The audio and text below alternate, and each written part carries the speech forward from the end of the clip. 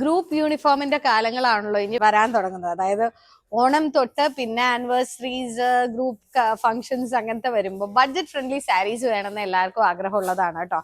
അങ്ങനെ ഒരു കളക്ഷൻ ആണ് ഇതിനകത്ത്. കോമൺ ആയിട്ട് വന്നിരിക്കുന്നത് ഇതിന്റെ കോൺട്രാസ്റ്റിംഗ് ഷെയ്ഡ് ആണ്. ഒരു മിഡ് നൈറ്റ് ബ്ലൂ അല്ലെങ്കിൽ ഒരു ഗ്രേഷ് ബ്ലൂ ടിഞ്ചോട് കൂടിയാണ് ഈ എല്ലാ കളേഴ്സിനും വന്നിരിക്കുന്ന കോൺട്രാസ്റ്റ് ഷെയ്ഡ്. ഞാൻ ജസ്റ്റ് ഒന്ന് ഓപ്പൺ ചെയ്ത് കാണിക്കാം. അതിന് മുമ്പ് ഇതിന്റെ റേഞ്ച് വരുന്നത് 965, 965 അതാണ് അതിന്റെ റേഞ്ച്. ഗ്രൂപ്പായിട്ട് നമുക്ക് വെയർ ചെയ്യാൻ പറ്റിയ ഒരു എന്തെന്നാ പറയുന്ന സാരിയാണ് ആക്ച്വലി ഇത്. പ്രത്യേകത എന്ന് പറയുന്നത് ഇതിൻ്റെ അകത്ത് വന്നിരിക്കുന്ന വീവാണ്.